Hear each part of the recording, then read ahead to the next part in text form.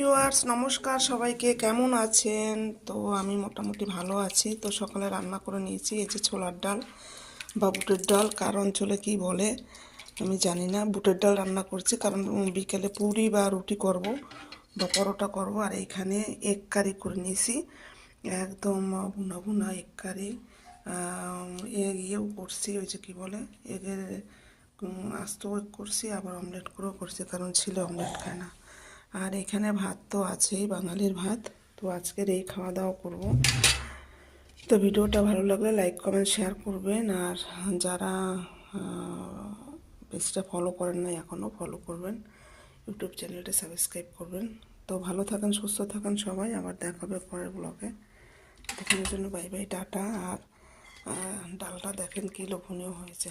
বিকেলে এসে পুরি বানাবো, পুরি দিয়ে খাবো, মানে এমনি পুরি নিজে হাতে বানাবো। তো